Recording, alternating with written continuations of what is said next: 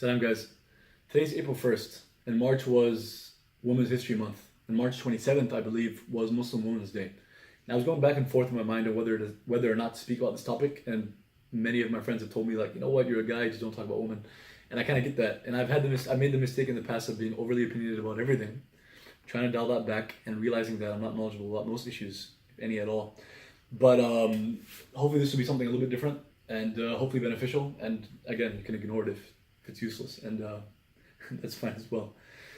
So from the perspective of a Muslim guy, all right, I find it incredible that our faith has role models that are both men and women, both modern history and ancient history.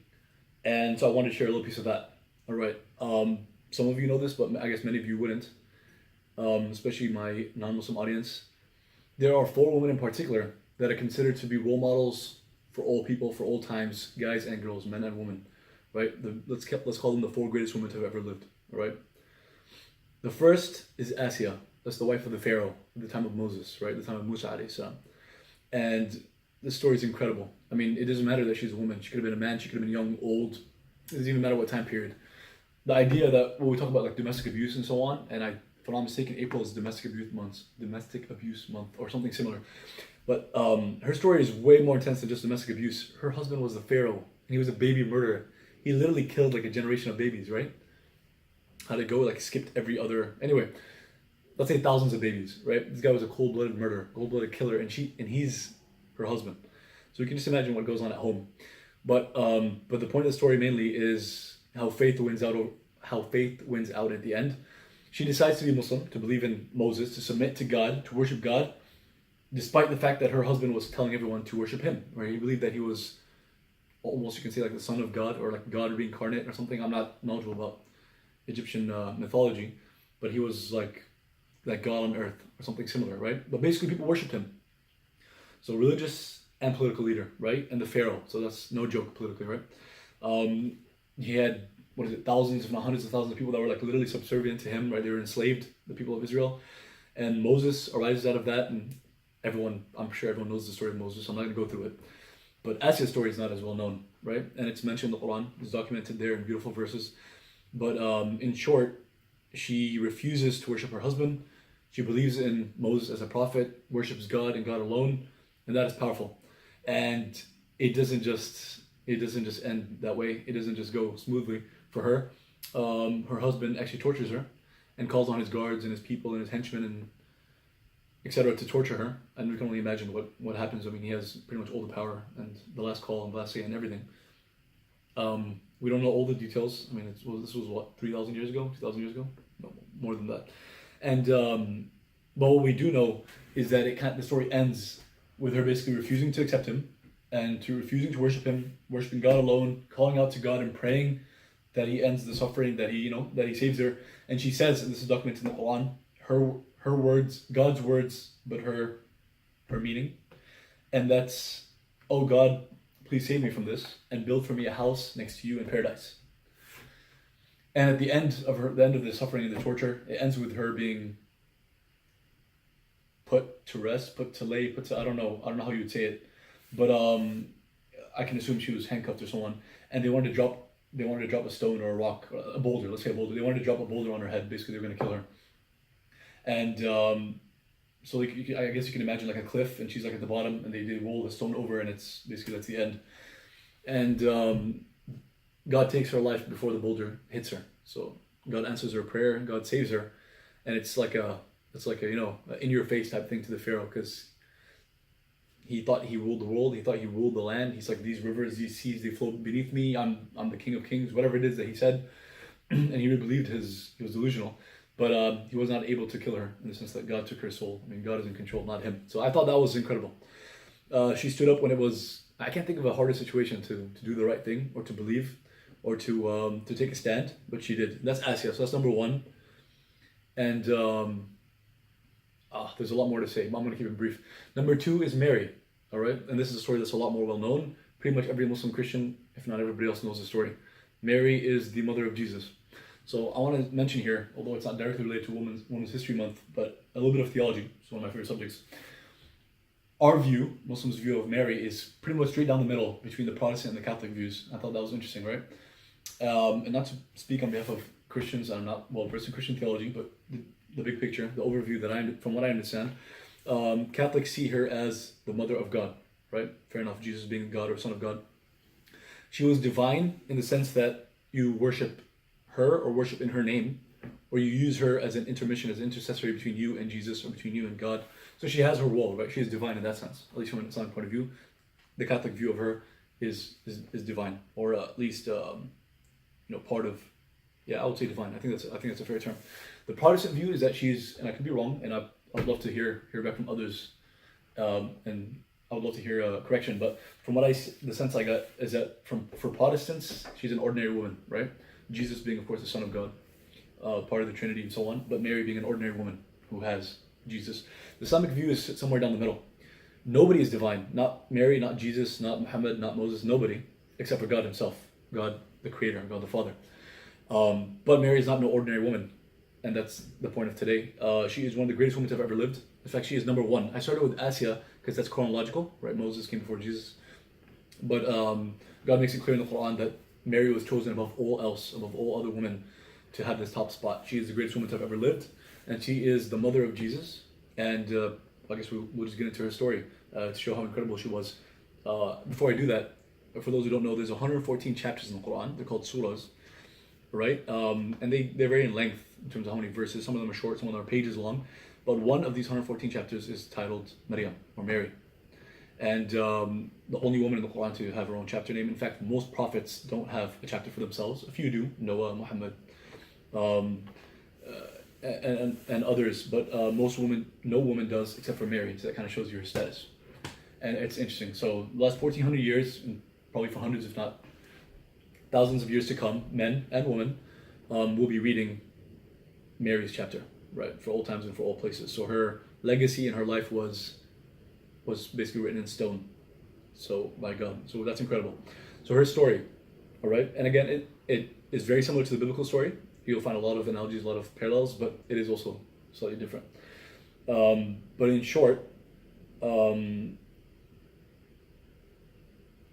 what I know, she did not have a brother. She did not have a husband, right? Although some stories say that she had a fiancé, etc., etc. The Islamic narrative is basically she's on her own, in a sense. And she devoted her life, she dedicated her life to basically serving the temple, the church, whatever you want to call it, the place of worship, right? And she's known for her chastity, known for her devoutness, her worship, her love of God, and her modesty, and plenty of other characteristics, right? But she's basically a person of God, you could say, a woman of God. And she dedicates her life to that. So I guess an analogy could be made that she's a nun, in a sense, okay? But, yeah. And I guess God chooses to test her by sending her an angel, this angel Gabriel, right, known in all the Old Testament, the New Testament, the Quran, the Archangel Gabriel, who blows into her on God's command, basically creating in her a baby, right, from no man. And so this is how it goes. Adam, right, the first prophet, the first human being to have ever lived, had no father and no mother, right? God created him directly. Hawa, or Eve, Adam's wife, the first, the mother of all humanity, had no mother, but was born of a man, or created from a man, as in she was, okay, well, the details get kind of fuzzy. To be honest, I've heard many accounts, but the point is, Adam existed, and then she existed, but she doesn't have a mother figure, right? And Jesus was created without a mother. Sorry, I think I just ruined it. Yeah, Adam has no mother, no father. Eve has no mother, but has a father, in a sense. And Jesus has has a mother and no father. Sorry for that. And this goes to show God's creative capacity. God can create out of nothing. That is creation, right? We say we created an iPad, an iPhone, and so on. We created this technology, we created this image, we created this picture, we created this movie. Created, right? Really, we discover things. We might invent things, we might make things, we might build things, but we don't really create in that sense, right? This type of creation goes back to God alone, and that He brings out of nothing, right? We can say that we were created in our mother's stomach, in our mother's womb. We were created from a mom and a dad, from a sperm and an egg. But really, God doesn't need a sperm or an egg or a mother and father in which to create, right? He creates out of nothing. The whole universe came out of nothing. And that's an interesting philosophical, theological discussion. We'll have it another time when we're talking about atheism and God's existence and the beginning of the universe. But Going back, so it's a miracle. It's from God that Jesus was born without a father, right? Without a sperm, just in Mary's womb. It was a miracle, and it was also a test for Mary, because in her society, and she was known to be, she was loved by all and respected and known for her modesty and her chastity, etc. Known not to be with a man, not to have a husband, etc. But all of a sudden she's pregnant, and it's showing. So people start speaking bad about her, which is, same old story. It happens all the time. I mean, it happens 2018, high school and college, middle school, same stuff, new day, right? But depending on the society, depending on the culture, depending on the tribal or the makeup of the society or the village, it can be horrible. Your reputation can be everything, right? Anyway, she eventually decides, when she comes close to birth, she decides to leave her society, leave her village or her town, and just to go off into the desert, to go off on her own. And she's in labor pain, right? And she's about to give birth, and it gets so bad. Again, Allah mentions her directly in the Quran, or quotes her in a sense. She says, "I wish I was never born." So you can just imagine how much pain she was going through. And it's psychological, it's emotional, it's her people, her family, and it's also physical. It's also childbearing. At one point, God tells her, don't worry, don't fear, everything's gonna be okay. There's a river or a creek, and you can drink from it. You can wash up with it. It's here from God. It's a gift. And there's also this palm tree, and if you just shake it, dates will fall. So I'm taking care of you, basically, physically, her health and so on. But God is there for you. He's trying to give her comfort. The interesting thing is that a woman that's just about to give birth or just gave birth, I'm not sure, is probably in no position to be shaking a palm tree. Are you kidding? Like, that tornadoes and storms and hurricanes hit, and palm trees are not uprooted. So you can just imagine, you can push that with all you can, a guy, a girl, young, old, strong, weak, and it's not going to move, it's not going to budge. And she just gave birth. But there's a lesson here, that's what I was worth mentioning. It's, you do your best, you do your part, and then the results are from God. And that's a deep theological point that Muslims believe in. So I don't know, she tapped the tree, she touched it, tried to push it, whatever she did, and God sent down dates, right? It's from God, it's a gift from God. He takes care of her. So it's not the first time and not the last time that God takes care of her. Earlier, I guess I skipped this part, she's, let's say in the monastery, the temple, whatever it is, she's worshiping, she spends her time there day and night. And she was appointed her uncle or cousin or someone, not exactly sure, I think uncle, Zacharias, who's another prophet, to be her guardian, to take care of her. And he comes upon her, he enters her chamber, someone comes to visit her to take care of her, to ask for her needs. And he sees that she has food. And he's always like, and I think the story goes that she even has grapes or other fruits that are not even in season, right? This is before Walmart and H-E-B and all that. And he's like, where did you get this? And again, this conversation is in the Quran, all right? Where did you get this? She's like, it's from God. So whatever that means, right? We don't know exactly how she got the fruits, but it's amazing that, if God wants something to happen, it will happen. If God loves you, he'll take care of you, so on. So, أَنَّا لَكِ هَذَا قَالَتْ هُوَ مِنْ عِنْدِ اللَّهِ. It's like, how did you get this? And it's like, it's from God. So God takes care of her. And then, all right, she has a baby, she comes back to the town, and as you can expect, people are like, whoa, you're like, do your mom and dad know about this? That kind of tone. Like, how could you do this? Like, oh, we didn't think you were like that, right? The quote in the Quran is, your dad was a good man, and your mom wasn't a prostitute, or like she wasn't that kind of that kind of girl. Like, what are you doing? They're implying, like, they're insinuating and stuff, and which is a major sin, which is disgusting and horrible. You're supposed to give people the benefit of the doubt, even if you don't have an explanation, and you just mind your own business, basically. But anyway, she went through that, and again, God was there to aid her. One of the first miracle of Jesus, and he had many more to come, right, was that he spoke in the cradle, quote unquote. He was a baby, I don't know, a few months old, a year old, definitely a lot younger than expected. It was a miracle, and that he spoke in defense of his mother. She stayed quiet when they would accuse her of stuff, and he said, again, it's in the Quran, "Inni Abdullah atani al-kitaba wa ja'alani nabiyya." I am the servant of God.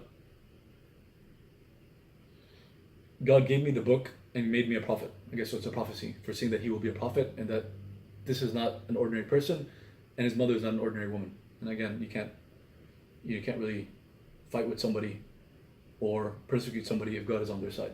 So, and it's one of my favorite quotes in the Quran, because all in one, it shows the status of Mary and the status of Jesus, and basic Islamic theology, which is that we worship one God and that he sent prophets, Jesus being among them.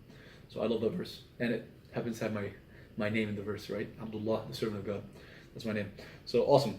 There's a lot more to be said about Mary, but I guess we'll put it to rest there. Jesus grows up, and I think everybody on the planet knows Jesus, possibly the most loved, not one of the most loved people to have ever lived. And he cures the blind and the lepers, and serves humanity for the short time he has on earth. Persecuted by the Romans, about to be killed by the Romans, God saves him up. At least that's how Muslims believe it. right? He was not put on the cross, although he was about to be saved by God because he's a man of God. He's a prophet, not the son of God because God doesn't have sons, but a person of God, and one of the greatest messengers to have ever lived. Maybe another time we'll talk more about Jesus, but in a nutshell. Asiya, Maryam, Mary. Oh, one last thing about Mary. I could be wrong, but it's probably the most common female name on the planet and throughout history, because Mary is Maryam, is Maria, Marie, I think in French, so that's Arabic, English, Spanish, French, so it's possibly the most common name in the world, which is amazing. The most common male name in the world is Muhammad, who Muslims believe is the greatest man to have ever lived, so Maryam being the greatest woman. Anyway, I thought that was interesting. The last two are Khadija and Fatima. Khadija being the first wife of the Prophet Muhammad ﷺ, of the final messenger, Muhammad, and she was, I'm certain, was the wife that he spent the most time with, was the only wife he had when he was married to her, and the best, or the most, let's say, romantic stories that he has shared with her, and the possibly the greatest love story to have ever been written, not written, I mean it was real life, but anyway, probably the greatest romantic stories ever. Right from the start, okay, how much detail do we want to go into? So Khadija is an independent businesswoman. You can say CEO, a business owner. She was twice widowed, right? So she's independent, she's on her own. I don't know whether she divorced them or they died. I'm not sure about that. But basically we know that she's on her own, she's single. Older than, you can say, the young woman, the marriage age, older than Muhammad, peace be upon him, who's 24 at the time of the story. We're just jumping right in. But I guess not too old to be having children, because they had 6 children together, which is amazing. But yeah, so she was known, loved, respected, admired by her community, by society. This is Quraysh, this is Mecca, 1400 years ago, right? Tribal society. Very tough place for women. I guess that's relevant, very relevant. Women's History Month, right? It was not uncommon for women to be buried alive as babies, which is, I mean, I've known this since I was a kid, because we grew up hearing the story of the Prophet, the biography of the Prophet, and the issues of his time. But like, I say it, I believe it, I've read it, but I can't really imagine it, to be honest. But so I think it goes, a son was an honor, having a son, and having a daughter could be a shame to the family, whatever that means. So some of them were buried alive, right? And I think it was the richest families didn't do that, right? Because that would be shameful to them. But the lower class or others would bury their daughters as a way to be like, yeah, they're not part of our family or whatever it was. And but that wasn't it. It wasn't just simply that babies were murdered, right? Infanticide. It was that a very, very patriarchal society. I mean, I think that's a good use for the word patriarchal. I mean, the word is thrown around a lot, but that was definitely a patriarchal society, very oppressive to women. Women were treated like animals. In fact, when the Prophet Muhammad ﷺ, fast forwarding some years, we'll go back to the story, when he was the undisputed leader of Medina, right after Mecca, and he was the religious political leader and so on, and you can say Islamic law, or the law of the land was Islamic law. He would tell them about rights, the rights of animals, the rights of your wife, the rights of your husband, the rights of your parents, rights of the children, rights of, exact law is all about, rights and duties and responsibilities. Some of the insults that were thrown at him, some of the criticisms of Islam and Prophet Muhammad and his followers was, oh my God, he gives animals rights, he gives women rights, like women and animal, like how could you, like you're giving everybody rights, like, anyway, crazy. It reminds me of like the 1950s, 60s in the US, where it was like animals and an African American or Jews or Catholic, like other minority groups, especially blacks, right?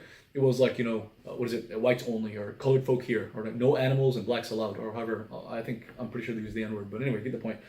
I guess that's a sign of a very messed up society, that women, or the weak generally, the oppressed, the minorities and so on, are given the level of subhuman. They're animals, or worse than animals, treated as worse than animals. But anyway, I think that context was important. Women were definitely not treated well at the time of the Prophet, before his prophecy, and that definitely changed during his lifetime. And that is, I guess, definitely a theme of Muslim Women's Day. But in this society, she was well, and she prospered, and she was a successful business owner, and respected and admired for her beauty, for her wealth, for her manners, for everything. Okay, and she hears about Muhammad, who has, sallallahu alaihi wasallam, may the peace and blessings of God be upon him. He had one of the best, if not the best, reputation in town. Even as a young kid, he grew up. He was special. People would tell their kids bedtime stories about him, because he was a sadiq al-amin, the honest and trustworthy. Right, everyone could trust him, and that was important. Your reputation was everything in a Bedouin society. He was the one who was always at the service of others, taking care of the poor and the needy as much as he could. He was an orphan as well. Anyway, this isn't about him, but just to give you some context. She hears about him and she decides to hire him, right? So he's this young orphan, pretty much poor, although he's from a decent lineage, from one of the best lineages, but he himself is an orphan. She hires him and quickly she finds out that, what's said about him is true. He always was successful in business. He treated people well. He respected them well. In exchange, they were happy to deal with him. He made a good profit, but he never cheated. He never took advantage of others. He always was honest. He always returned back the money and the wealth and the goods that was expected of him, etc., etc. He was good to deal with. So eventually, she proposed to him indirectly through her sister. Said, what would you think? What would you think of marrying Khadija? He was like, me. I mean, she's like, let's say almost celebrity status. She's like one of the most well-known women in the society, and she's rich and she has money. And he's younger, and she's, let's say, in her 30s. Some say 40, but I think it's more accurate to say that she was in her 30s because she ends up having 6 kids with him. So I'm not sure, but she's older. That's for sure. And he's 24. He's young. I'm 24. Interesting. Okay, so she proposes to him, and he accepts, and they live together. Amazing next 6, 7, 8 years. I'm not sure exactly. Maybe 9 years, something like that. Or maybe longer, but it's definitely less than 13 because 13 is when he moved to Medina, and she dies a few years before that. And the whole time it was amazing. He would say about her later on that she defended me when no one was there to defend me. She protected me. She believed in me when no one believed in me, etc., etc. Beautiful words. I should have got a direct quote, but the words were really nice. And he was just mirroring, sallallahu alaihi wasallam, peace and blessings of God be upon him. He was just mirroring the kind words that she had said about him. Because the story goes that he's 24 now, but when he's 40, he receives revelation from God. Right, this is the beginning of his prophethood. He's a prophet now, and it was scary. It was super scary. He was terrified. He comes home shivering, and he didn't know what happened. He didn't know what was going on to him. He thought maybe he was possessed or he'd seen a demon or something because he saw Gabriel in his actual form, and it was scary. And he had squeezed him, Gabriel, and had spoken to him, and it was loud. And it was anyway. He comes back in the night from the cave in the middle of nowhere, all alone. He comes back, and the first thing he does, he runs to his wife, which is amazing. He doesn't go to the bar. He doesn't go to the pub. He doesn't go to his friends, his bros. He runs to his wife, which is something, right? I'll just leave it there. And he says, cover me. He's like shaking. He's like, give me a blanket, give me a hug, whatever it is, right? Like things are not okay. He's like, I don't know what I saw. I think it was a demon. I think it was this. I can just assume he's like ranting, or he's terrified. He's shaking. And Khadija, she was, man, may Allah be pleased with her. She's amazing. She just jumps right away to his aid and gives him the emotional and psychological support he needed at that second. And she's like, no way, God will never forsake you. So you take care of the poor and the needy and the homeless. You're always taking care of people. God will never let you go. Will never allow something to happen to you. He will always be there to protect you and take care of you. Again, I should have had a direct quote because it was beautiful, but it was along those lines, saying, no way, I don't believe it. Like, nothing bad is gonna happen to you because you're a good man, basically, which is amazing to hear. And that's the beginning of his prophethood, and it does get really intense after that. The story is only beautiful at the very, very end of his prophethood. His 23-year career was pretty much all struggle. Of those 6 kids he had, 4 were girls and 2 were guys, 2 were boys, and both of the boys died in his lifetime, and it was actually all the girls as well, except one. Fatima was the 4th greatest woman to have ever lived, and she dies just a few months after him, but he saw 5 of his kids die in front of him, right in his hands. And including his uncle, who was his protector. We didn't go into that because we're not talking about Muhammad, peace be upon him, at this moment, but he goes through all this hardship, and for the first at least 8, 9, 10, whatever years, Khadija is there by his side. She protects him, she spends on him, right? She's wealthy, she takes care of him, which allows him to go out and do his activism, his social justice, his preaching, his teaching, his taking care of people, his advising people, his reminding people, his encouraging people.